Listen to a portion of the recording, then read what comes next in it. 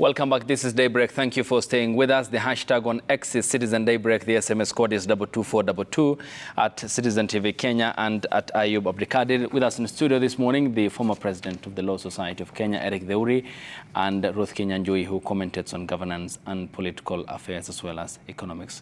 Your time is all appreciated, ladies and gentlemen. Coming to you again, Theuri, looking at some of the grounds yesterday listed by the mover of that motion at the National Assembly, and to just point out what would otherwise meet the threshold as the Constitution prescribes.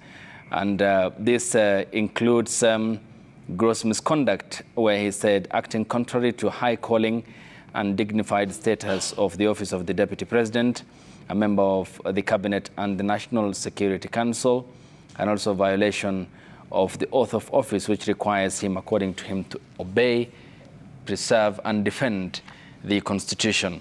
If we are to put this test to the country's political establishment, including the members of parliament who discussed the motion yesterday, I bet no one can pass that test, is it?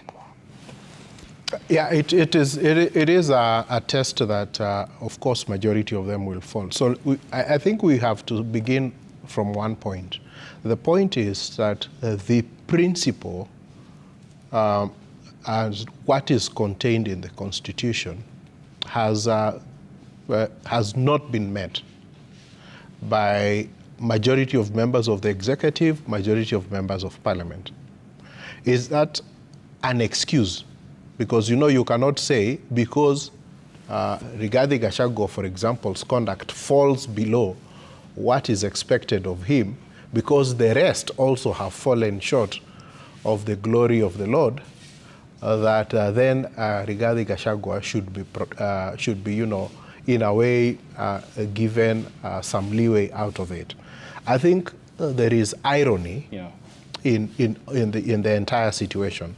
So the irony is there, and we have to consider the irony. But what I would want to focus and ask ourselves is, knowing that all of them fall below that threshold, why then would they persist with this? And I think that the challenge that we are having in this country is a challenge of accountability. The reason why the members of parliament feel confident to be able to move in this direction, yet they know that they have fallen short of that standard, is because there is lack of accountability. So what is happening here, it's a question of now trying to say, let us pin it on this person. Let me ask you, Ayub, a very interesting question, and this is what I've just been thinking about. If in the course of defending himself, the deputy president also goes out and gets information about the other members of parliament, for example, maybe the speaker or the deputy speaker or even the president, and he comes and says, you know what, you are accusing me of having acquired property that is outside but look here, even cabinet minister so-and-so acquired this, even the president acquired this, even so acquired this. So is this, are you trying to say that it is only me who can accumulate? If it is possible for somebody else to accumulate in the manner that they have accumulated, then there is also nothing wrong with me accumulating in the manner that I have accumulated. That could also be a defense that can be presented by regarding Gachagua. So we are having a very interesting situation, and it would be for me, what I would want to see is what the deputy president is going to respond in terms of the allegations that have been made against him. Some of them you can see allegations that are going to fail. Some of them are interesting allegations. You would want to see the manner in which he is going to respond. But the one thing that we must not lose sight of is the fact that, and if you ask me, that the government is having a problem. It must find somebody to carry the cross from the problems it's been having, so that it is able to say, and we go back to the last term, who was the problem?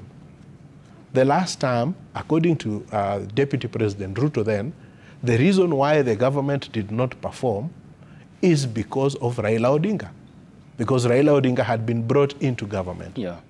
And so the Deputy President then, Ruto, could come out and tell the members of the public that if you elect me as president, I am going to serve you because I am unable to serve you because of what President Raila. Was he termed as the handshake at the time? Yes, at that particular point. So now, because things have not worked out, and the president must seek another term in 3 years, there must be a fall guy.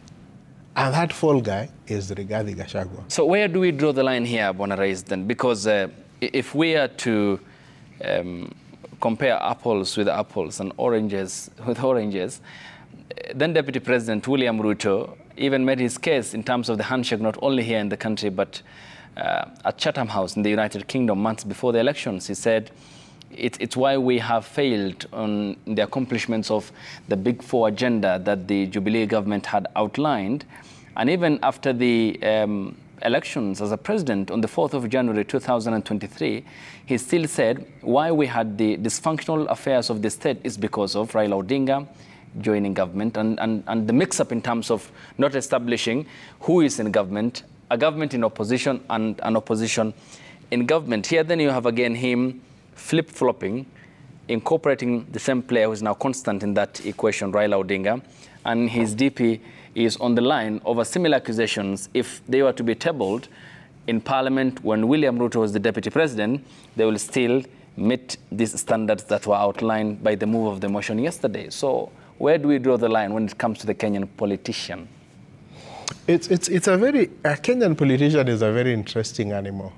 The mover of the motion, I remember when I was president, a certain member of his constituency was, during the maandamano, was unlawfully arrested. And I actually appeared on behalf, because I was appearing on behalf of most of those who had been unfairly targeted during the maandamano. And at that time, he was, so passionate about the rule of law and about good governance. By a very quick flip of political realignment, and I've seen certain comments that he's made somewhere that, he promised his people roads and everything, and those roads cannot be built when he's in the opposition. So when you listen to a Kenyan politician, they really disappoint you. So the one thing I'm going to say, Ayub, is that the allegations that the Deputy President is probably not a very pleasant person, that there are certain allegations that have been made against him, that a person holding his office should actually not be engaged in. And that is something that is granted. The problem that we are having is that we have lowered, especially Parliament, let me say Parliament, and not even the Senate, the Parliament has lowered the threshold so low on the question of integrity and upholding the Constitution that then when they seek to move such an impeachment motion, they actually, in the real sense, then violate the Constitution much more, because what is an impeachment process supposed to be? The impeachment process is supposed to be a tool rarely used by Parliament for purposes of holding accountable political leadership when they have violated the Constitution. Okay. Ruth, is this move entirely, if you, from your observation, in public good, in public interest? Clearly, what Kenyans are looking right now is being okay economically and, of course, even recovering from things that we have seen even the earlier of this year, say like floods and economic uncertainty like we saw in the month of April, May, and June, and even July. So already, even before the second year, we are into the political temperatures. Ayub, you know that whatever causes the biggest economic turmoil in any country is political instability. And one of the things that has distorted that peace in this country, unfortunately, is a parliament, because we're looking at parliament yesterday and also looking parliament 3-4 months ago, then they have distorted the expectation of the common mwananchi. What is common mwananchi looking at? For example, if the pleas that had been brought forward during the Gen Z, one of the biggest things that we have said here this morning is accountability. Like what are we doing? Where are we heading? Direction. Actually, Gen Zs are not looking for those political offices. They just want to know where you as a leader, what is the vision? What is the mission? Where are we going? What is the strategic direction of a country? But whatever the gaps were or are right now is what is the strategic direction of this country now, or whether the deputy president is still going to be in the office or out of office. Those things have not come out clearly. They have not come out to, the public is left wondering, so where do we head? Who do we follow? Because a citizen, one of the things that they look up is where to follow. And when it comes to the whole motion about the impeachment of the deputy president, I look at it as a blessing in disguise, because as we had for everyone. For everyone, for all Kenyans, and I'll tell you why. One of the things you can see, like, everyone is in government right now, and everyone fights to be in government. Right now, the official opposition is already in government. You saw whatever happened in parliament yesterday, and I was looking at them saying that now they need to be protected because of both the majority and the minority leaders, that the legislature need to be secured and ensure that they are protected, which is okay. But now what happens is there is no opposition in this country, and pushing out the deputy president is pushing out an opposition card, which means that then there will be somebody speaking the minds of common Kenyans, saying that these are the issues. And as our Rais has said here, that some of the things that the reconciliation between the top, because already the rhythm on the top and the music on the bottom is not together. There is somebody who will be speaking those things that are unspoken right now. The thing that brings bubbles and uncertainty, anything that brings uncertainty will always bring a lot of conflict. And one of the things that has brought a lot of issues and political turmoil in this country is largely from uncertainty, when people do not know where they are going. So when I look at that, I see the deputy president, whether he's impeached, because right now the process is still very green. So the process, even if the process goes through or not, still Kenyans will have won, because I can tell you, our best friend, if you are my best friend right now and I'm being roasted and Wakili, you are not coming to defend me, it says already we are not friends. So even if this thing go through or doesn't, still politics is not going to be the same. Things are not going to remain the same. There's going to be a whole lot of difference, because already the deputy president will have felt like he's been betrayed, and the level of trust will be broken. When trust is broken, then it can never be the same again. But I repeat again, the biggest loser is the promises that were made to Kenyans, that on the things that they were told that they'll be done. Those things have not been actually been. And if they are being done, then the right, or maybe they are being done, but maybe the direction that needs to reconcile to show them that that is being done, so that they can be in agreement with parliament, hasn't been done. This motion came in as a private motion, so it's not a government motion, and it's being seen like a very private motion, which is good. But the basis, like the 10 issues that have been mentioned, maybe they could have been crumbled down or compressed down to around 2 powerful issues, or 3 at most. Okay. Bwana Rais, let's say, again, do some comparisons here. Let's say, again, do some comparisons here. I mean, the deputy president before the world made statements that transparently untrue and deeply misleading, especially on what they found in the country's coffers. Because the Kenya National Bureau of Statistics says 3.02 trillion was at the government's disposal when they came to power. He stood before the world and told them that we're inheriting empty coffers. And also statements that he made, which you said are against the Constitution, including the shareholding a statement that he held and close to his heart, despite the constitution establishing Kenya as a secular and a constitutional democracy. But let me list you some 7 itemized issues that are of relevance to the Kenyan people. In the just ended financial year, some 3 months ago, the government, Kenya Kwanza administration, spent 6 billion more in travels alone. 132 Kenyans are missing, given the statement by the Interior CS Professor Kithure Kindiki when he appeared before the National Assembly last week. 40 Kenyans, more than 40 Kenyans were killed during the Gen Z-led demonstrations, the edible oil scandals, billions of shillings wasted, the fake fertilizer subsidy, farmers who have been duped. Yesterday, there was the rollout of the Social Health Authority, a new healthcare scheme, and patients were called that NHIF will no longer be accepted for those who are undergoing chemotherapy and dialysis. The absorption this morning of 46,000 intern teachers and their reapplication directive given by the Teacher Service Commission. Why do you think Parliament is dead against these very important issues and focusing on Rigathi Gachagua? If put vis-a-vis, here these issues outweigh Rigathi Gachagua despite his shortcomings and some border on constitutionality. Ayub, that is precisely the point.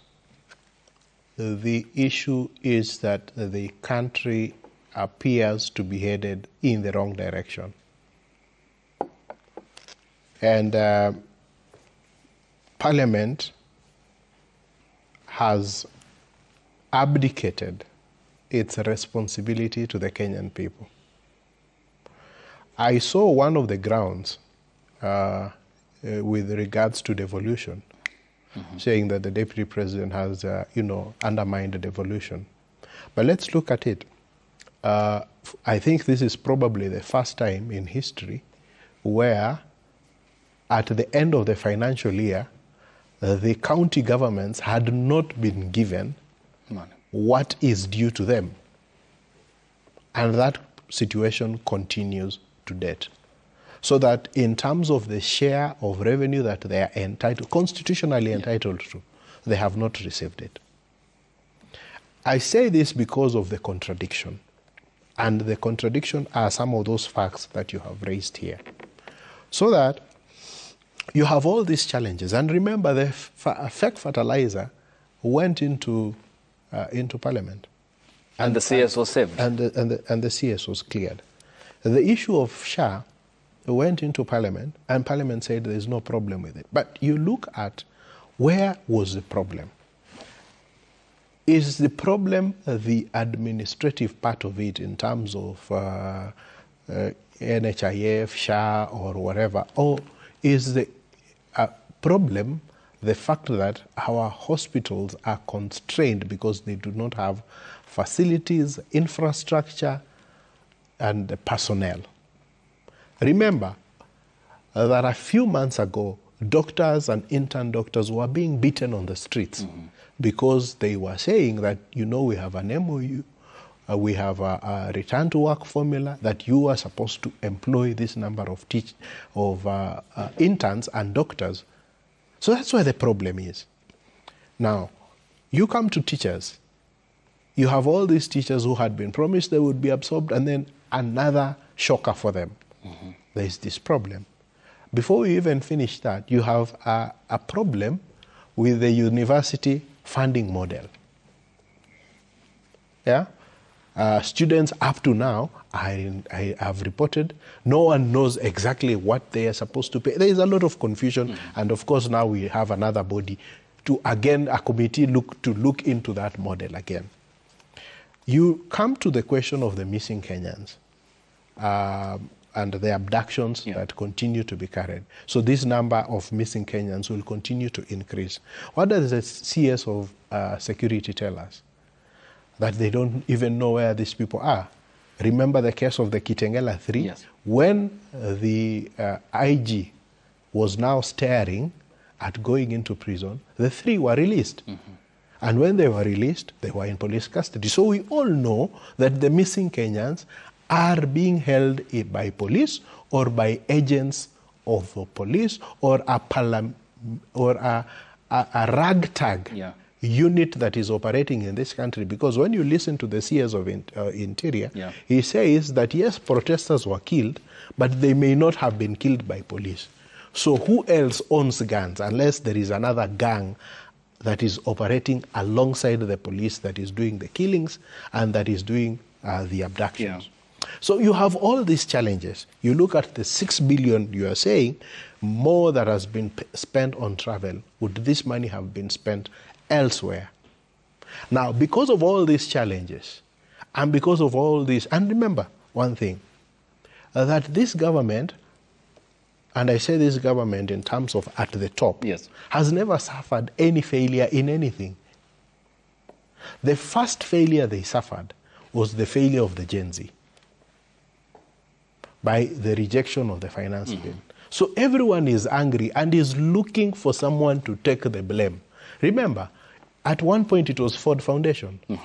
At another point it was so-and-so who are funding. So we've been looking for a fall guy, for someone to take the blame for all the challenges that we are having in this country. And that person now appears to be the deputy president. So my concern would be, even as because there will be a process of public participation, I would want to see Kenyans coming out to say that the thing that is important to them is to address the challenges that they are facing as of now, the economic challenges that they are facing.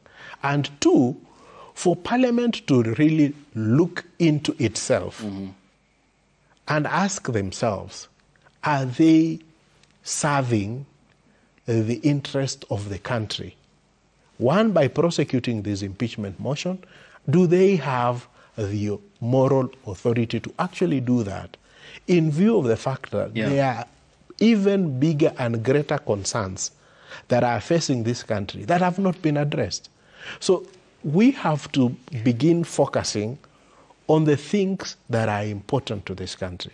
And then finally, the president also really might need to reflect on this, to ask himself, how does it reflect on him as a person when he had 5 years of a very difficult relationship with President Uhuru Kenyatta, when perhaps an attempt to, using the same grounds that have been given for Rigathi Gachagua, would have been made against him, but it was not made. The president then, sustained that relationship, a fractured relationship, a non-existent relationship. What does it say about him? And remember that Rigathi Gachagua was his preferred choice. Not those of the people who voted. Not of the people who voted, was his preferred choice. So you get the feeling that the president is beginning to say, I made you. I put you into this office. And since you are not following my instructions, I'm going to remove you. And then put somebody in. So the next person who comes in, our first question and our concern would be, would that person be coming to serve the country or would be coming to serve the president? Ruth, coming to you, because I'm looking at what the president has said. This is President William Ruto. The corruption enterprise must come to an end, he said, of the judiciary. Will deal with them firmly. And this was in the county of Kakamega, following the suspension of the collections under the then Finance Act of 2023, which was acrimoniously passed by Parliament. A sitting cabinet member today who serves at the Environment Docket and the former leader of Majority, Adan Duale, called the High Court Judge, Honorable George Odunga, in 2017. He ethnically profiled him. And we have the likes of Ndindi Nyoro, who called for the suspension of this constitution. And today they are discussing gross violation on grounds of constitutionality. What is the view that the Kenyan public ought to be having about this entire political class in wholesale? And when the opportunity comes at the ballot in 2027, say, look, hey, you are one and the same. You can just go home because that mandate still exists with them. I mean, when can they begin to think of them being used as punching bag for either party. Now there's a party that will be sympathetic towards Rigathi Gachagua, as was the case with the Deputy President William Ruto, and there's a party that is supporting the president now and is against the Deputy President Rigathi Gachagua. So how does this end from the Mwananchi perspective? To just observe these happenings within the establishment and exercise that sovereignty that they hold at the ballot? First, Ayub, leadership is collective. There is no way we can sit here and say we are in leadership, but you failed and I succeeded. If you have failed, I have failed. If you succeed, I succeed. That is how collaborative leadership should be and is supposed to be. We cannot separate all this from the, we cannot separate what we saw in the House yesterday, because this is the same leadership that still went and passed the Finance Bill 2024. That fell short. The courts still went back to Finance Bill 2023 and said out of 2-3 grounds, the Finance Bill 2023 had an issue. And as much as it has been reinstated, one of the things that has not been properly dealt with is the issue of public participation. It has been mentioned that maybe Friday or any day from now there's going to be public participation for this process. But one thing that we know, if there's something that has not been defined, is public participation. I'll give you an example. Government can be very deliberate when they want to speak and communicate. And I'll tell you how. For example, the impeachment of Deputy President started as an undertone, and it was spread through the country, and that has happened so fast. So whatever communication needed to be sent to whatever corner of this country went out. And why, when it's such a thing, then information can be able to reach as far as it should, whether it's officially or non-officially. When we come back, flip side to the development agenda, why is it then so difficult for us to be able to relay the development agenda or progress that we've made so far, knowing that we already have enough, this country has enough resources to serve everyone? You've asked about the issue of common mwananchi and coming back to wait for the ballot of 2027. And I'll ask you, Ayub, can the common mwananchi be looking forward to 2027, 2032, 20 the other, when they are voting? What happens constantly or in vacuum in between the voting year? Does that mean that we stand still? You've mentioned about something about budget, and some of the, some of the ministry went back to request for additional funds for them to be able to take some mandates that can actually be forgone. And for example, when you've mentioned about the 6 billion on travel, you forgot about, say, 2 billion more that was done on tea and entertainment, you know, and or 1.5 billion that was allocated to buying cars only for State House.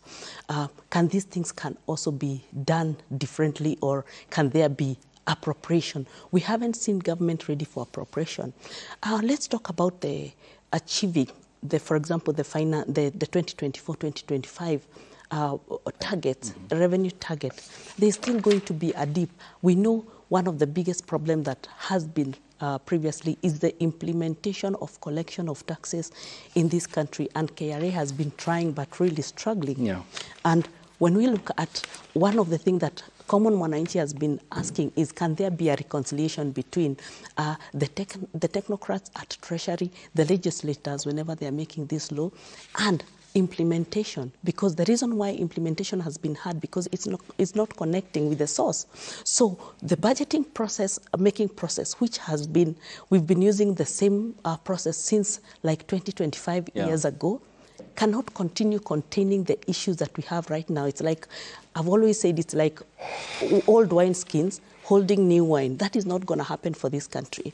What needs to be changed? Baseline surveys, the issues that have been raised by the Auditor General like a month ago, we see all these being raised, but there is never a resolution. There is no resolve in terms of what needs to be done. So when we come and mention about corruption, then where is the goodwill to deal with corruption, when most of the issues that have been mentioned, even taken to the court, have never happened? This country, no one has been ever prosecuted for corruption. Maybe we are going to start seeing with Rigathi out of the 5.2 billion that we have seen that has been mentioned, you know, and actually that can be start to be a case study, so that even when he's coming with his defense, then he will name other people, then we can be able to deal with which corruption. will open a Pandora's box Exactly, on the political class. Exactly, so that we can see the leadership for who we are. So what we are saying is that there needs to be a level of accountability in dealing with the real issues, because right now we are taking the country to political euphoria when the country is not ready, you know. But if we do that, do we neglect all the promises that were made, like you said earlier, of the Big Four agenda in the previous regime, that were a good agenda? The Kenyans were committed to the Big Four agenda, but they never happened. We've seen that changing in the current regime, where, for example, something like the housing has been put forward, SHA, which has come from the from the wing of the Big Four in the previous. But why can that be done differently? I want to point something, especially on SHA. Was the public told what were the issues with NHIF? For example, what were the shortcomings? What were the gaps? How are they going to be filled with the new SHA? And I'll tell you, in terms of the amount of money that it earns annually, for example. Out of the almost 40 billion that NHIF earns annually, only 10 billion, or a quarter of that, goes to the benefit of Kenyans nationwide. So and it contributes to the biggest pending bill issue, because if you go to any hospital today, the biggest debtor is NHIF. Because out of that, what the Auditor General was saying, 20 billion cannot properly be accounted for. These glaring gaps, which are causing biggest problems with banks on NPAs, non-performing loans, pending bills, you know, and reconstraining the private sector, which is one of the foundations or backbones of this country. You've talked about agriculture, the fake fertilizer. We cannot say right now that agriculture is a backbone of this economy. We have the MSME sector, which should be right now. But right now, it has there's no cash in circulation. And all these challenges, as you have mentioned, Ruth, here then, what should be the viewpoint of the voter here? Because politicians are focusing on their own selfish interests, going by what we have highlighted, including NHIF, which will be shutting down with more than 20 billion owed to healthcare providers. The inability by the CS herself, Dr. Deborah Barasa, when she appeared before the Health Committee on Monday, to explain how those who are in the informal sector will be put into the fold. The 6 billion more spent on travel alone, 40 Kenyans who were killed, 132 is still missing. You look at the education sector, concerns about the absorption of teachers. Now they have been told to reapply. All these are issues that are close to the heart.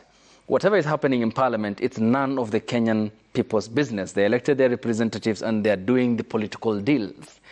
So what should be the viewpoint of the Mwananchi? What can they learn from the conduct of the Kenyan politician? I'll tell you, and I'll say what politicians normally say. Every decision has a consequence. And I'll give you from an impact perspective. Remember, Ayub, 35% of this country are youth who are majority unemployed. Actually, the people who went to demonstrate Gen Zs are people who are not employed, or most of them are unemployed, and they are ready to work, but there is no work. The other thing that has really happened is that whenever there is nothing that common Mwananchi can hang on to, then the same way Wakili was saying the parliament is angry, the common Mwananchi becomes angry. And I can tell you what we saw during the Gen Z. Some of these MPs could not even be able to go back to their constituencies because everyone is angry. But can some of the issues be resolved? I'll give you an example. We have seen a few committees being formed recently, and I'll give you a number of few committees that have been formed, and then you judge for yourself in terms of impact of what has been done or what has not been done. One of that was the one that was to resolve the issues of pending bill back to more than 10 years ago, around 10 years ago. That committee has never been heard again. It went silent, it went mute. We do not know, because the government had said then they are going to start paying those older years so that there can be money in circulation. That went quiet. After the Gen Z issue, we saw that one of the issues that really came out strongly is the issue of debt. And we saw a committee that was formed to audit the Kenyan debts, because we already don't know where the Kenyan debt right now is. The Auditor General can do that as well. Yeah, the Auditor General had already done that, but they said they need a verification. That committee went quiet and mute, Those committees that have been formed to deal with some of the contentious issues, but there has never come to communicate what are the issues or what was the resolve done. So looking at that, common mwananchi continues suffering, because by the time you're going to, then when you speak, then it goes back now to the ones that are being held everywhere, and the whole of Kenyans that are suffering in their own way, whether held or not held. And the impact is that common Kenyan continues suffering. You have mentioned the issue of teachers. Yeah, allow me to get to Wakili as well. We'll talk more about the education bit, because it's a concern also highlighted by the papers this morning. Wakili, then, what form will the public participation exercise take before 8th of October? I think I've seen the National Assembly has already sent out the schedule for public participation and the motion.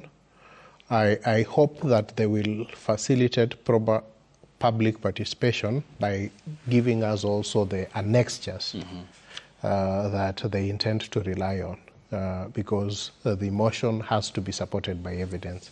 So we hope that when we go, I've just seen the newspaper advert today, that will be done, and then we go and have public participation. But what I would want to see in those forums would be, besides the question, I think we really need now to tell Parliament what they should be doing. Yeah. We need to go back and tell them, look here, you have these problems, we need you to fix these problems. Because you cannot have Parliament, for example, approve a list of nominees that does not comply with the constitutional requirement, that does not meet, in certain instances, the gender threshold, and then seek to impeach someone primarily for saying that this is what we are doing. It is not making sense. Yeah. So I think it is important for us as Kenyans to now tell Parliament that the things we want you to address are not the things that you are addressing. These are the things that are important to us. Because if we fall for this political maneuvering and political gimmicks, because this is a political gimmick. Look at even, although it might be, it might just be a coincidence. Yeah.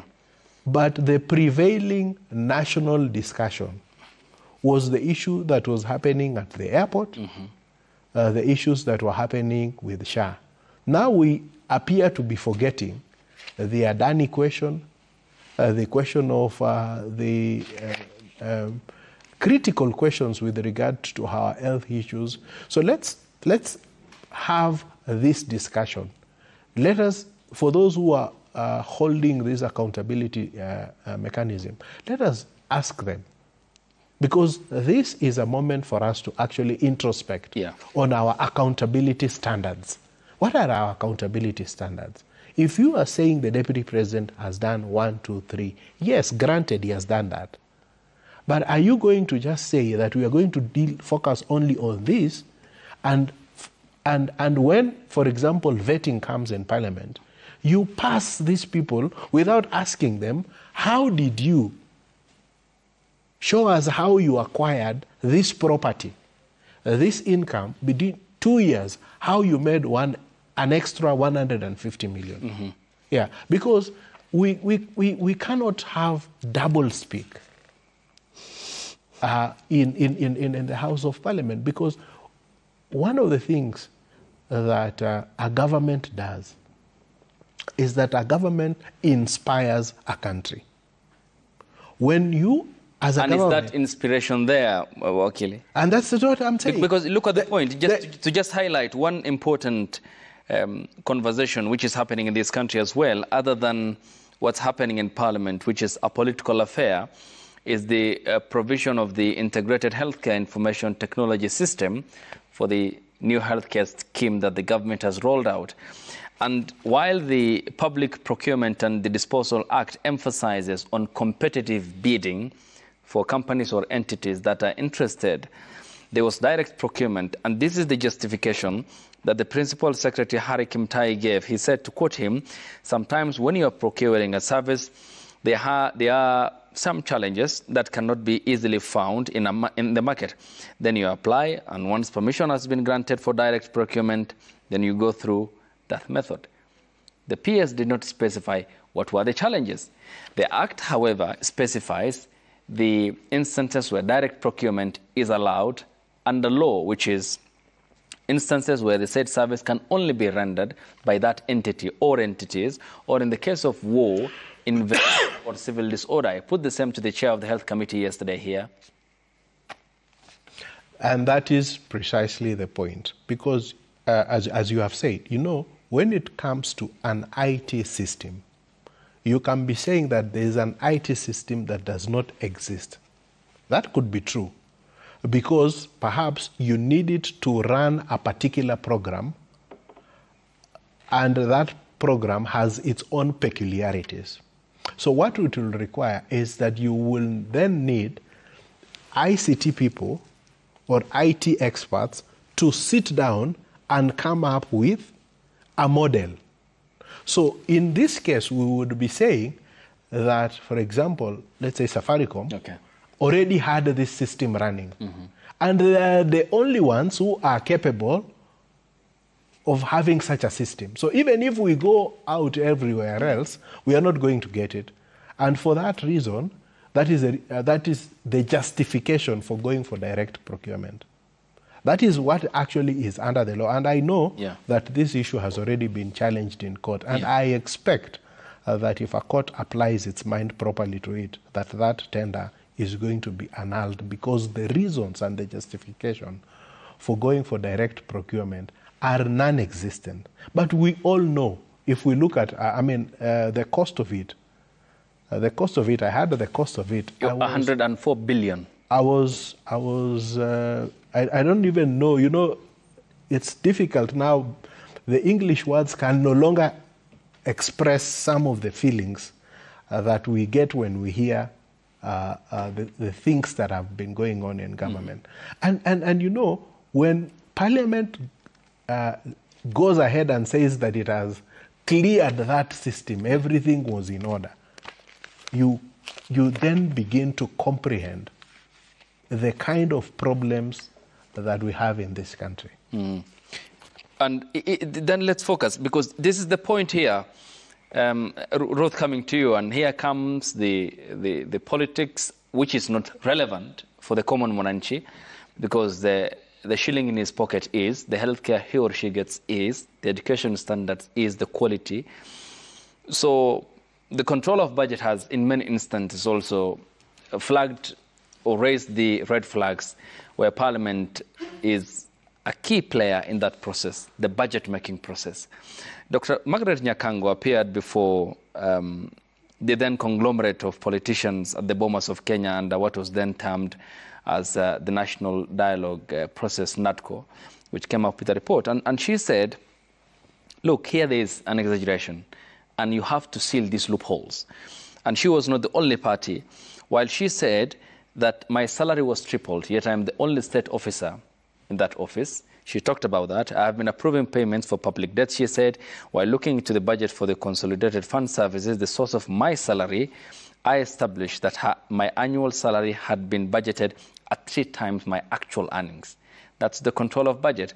If you look at the Parliamentary Budget Office, a key office, under the director, Dr. Martin Masinde, he said, this has contributed to high cost of imports. He meant taxation, including fuel and food, and affected the stability of all import-oriented businesses. It has also led to high levels of unemployment and loss of livelihoods. This is a matter that touches on Kenyans. Parliament, apparently, seems not to seal these loopholes in the budget-making process. Another important point, because it's all about the House we are discussing and what's before it. The former Speaker and now CS, Justin Muturi, when he chaired the PIC, they did a tour of Malaysia because they wanted to find who are the independent power producers in this country because of the cost of electricity. And when they went to Muturi, he said, I quote him, they were told, we don't know about the criminal fugitive that you're talking about, when they presented the names of the independent power producers. And to quote Muturi, he said, yet here in Kenya, we have entered into an agreement with them. If you ask the KPLC to tell you who the directors of that company are, they'll give you names that mean nothing to Kenyans. It then means that KPLC was buying expensive power from shadowy entities. Is Gachagua the problem, or there are other underlying problems that Parliament should focus on? There are many problems, and I'll tell you what I said earlier. We are using old wineskins for new wines. You know what that means? Exactly what a CPA, my fellow CPA, Margaret Nyakango, has said, or has said. Because one of the biggest problems is baseline setting and expenditure limits in the budget-making process in this country. What happens with that? Because what happens is that various MDAs are normally asked to go and bring their budgets. But in that setting of their budget, no one comes back to query, like, why this? And that is why she's saying, my salary was tripled. By the time she's saying that, she's saying, be nowhere to me. Yeah. I did not even know. I was not aware. How do we know whether she was still getting the actual salary and the double going somewhere else? And that is where the biggest problem is. And if you can look at how we got into the problems of the trillions, is the fact that baseline, the setting of baseline and expenditure limit has never been dealt with. And that is a collection, because by the time all the collections are forwarded to Treasury, then there is no pushback. We don't, or even if there is, then it's not perceived or seen to be there. And that is one of the biggest problems, because it has always been said in this country that corruption is budgeted. And that is how it has always been getting into the budgeting process. I want to really just go back to slightly to the question that Wakili was answering in terms of saying why the system of more than 100 billion.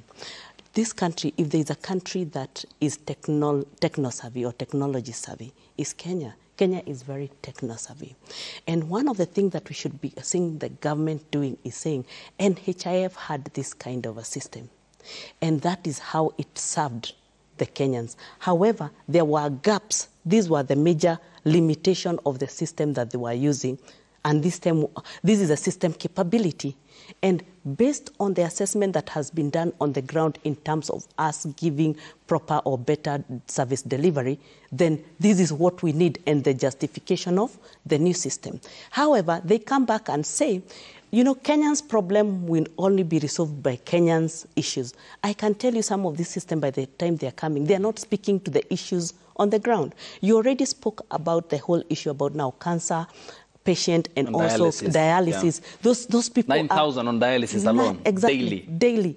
And you can imagine how much, these are people who need that thing, it's a do or die. It depends on, their lives depend on that. And majority of them are not in the city in terms of affording the 9,000. Most of the NHIF has been coming handy because it is helping in solving a whole big problem, especially, are we setting these people up to die? That is the impact we are looking at. Yeah. So in terms of the questions, for example, what the PS has come back and answered, I think the whole issue of accountability, we are not going to the deep depth or deep dive of where the real issues are. You know what we are doing as Kenyans?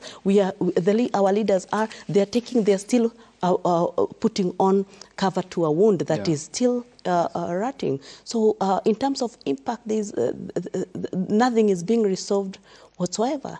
And that is why we are saying, as much as you have your political issues, please deal with them, because if you have to deal with them, but can we see service delivery? And there are also other public issues, is it, that must be addressed by the government, including the realization of the pillars under the better agenda that the president sold the country, which, if you look at that in hindsight, apparently seems not to have been accomplished. Yes, and I can even tell you an example. The reason why we are in the economic turmoil that we are experiencing right now, and I can tell you from an economic perspective, issues are issues don't just, the impact is not immediate. Some of the issues that we are going through are what we saw, the decision we saw in early times of the previous government, 2013, 2014, for example, the loans that were taken and they never did anything. For example, the Eurobond, a lot of money came, but they went to people's pocket. Right now, we've seen a lot of conferences happen the last 1 month or even 2 months. Yeah, we've seen China, we've seen Germany, we've seen Unga recently. So a lot is expected, but we can see now the attention has been removed from the development agenda to something else different. So what will be happening in the whole sphere of what will be hidden as we focus to the impeachment? All right. So let's know, Wakili Lau, advocate, sample the feedback. On X, the hashtag is Citizen Daybreak. The SMS code is 22422 at Citizen TV Kenya and at Ayub Abdikadir. We'll be sampling that here on the broadcast. And the first one coming from Sam Masika, he says the grounds for impeachment of Gachagua would easily be translated into to most officers in the executive, especially on wealth. This will set precedents for the entire presidency. What's good for the goose is good for the gander. Samuel Owuth says Gachagua's legal team must respect the role of Parliament and withdraw any application seeking to halt the impeachment process. Let Parliament work. Gabi Wakasiaka says Ndini Nyoro decided not to be Ruto's ship to be used to fight his fellow tribesmen a second time for no apparent reasons. Gachagua is not the cause for the cost of living nor social health authority, Adani issues. We know Ruto has failed. Remy Butia says it appears DP Gachagua's goose is already cooked. The deputy president will understand when we say his political is, eclipsing. And it's not capitulation, not finished, okay? Samuel says, it's very clear that Gachagua's team is trying to delay the impeachment motion by turning to the compromised judicial tactics. The courts must stand firm and let Parliament work without interference. Engineer Lazaro says, Mr. Eric Deori, what's going on is UDA's internal wrangles. This is purely political process that can only be dealt with politically by UDA chain of commands. Parliament is only coming in as a neutral arbiter. Sir Nixon Dugure says, I wonder why bodies like the National Cohesion and Integration Commission, the Ethics and Anti-Corruption Commission, DCI, and the National Intelligence Service, and then the like have not detected and raised alarms concerning all that the DP is being accused of, or maybe there's nothing they can constitutionally or lawfully do.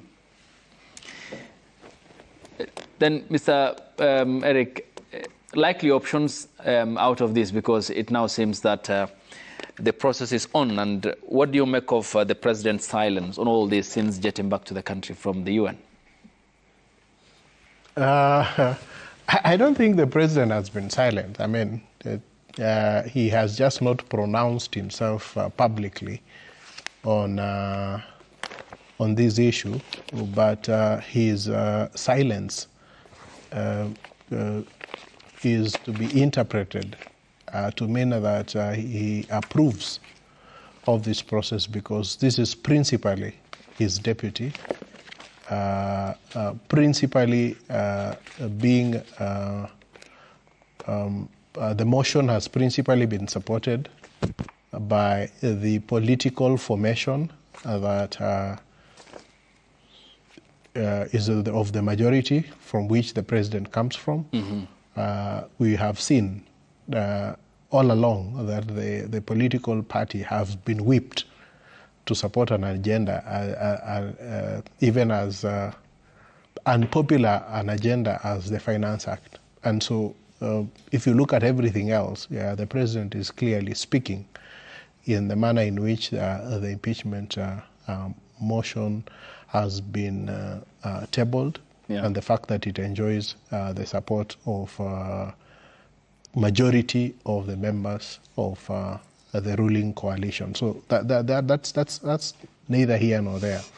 But again, as I said, the person who this motion will reflect a lot on is the president. He has a challenge with regards to keeping his promises, and that is the current conversation that is ongoing. He made also a promise to his deputy, and he appears not to be keeping his promise to the deputy. Not only did he make this promise to the deputy, he also made this promise to the country that he will never allow his deputy to be treated the manner in which he was treated. But broadly, and this is where my concern is, deputy governors have been having a problem with their governors.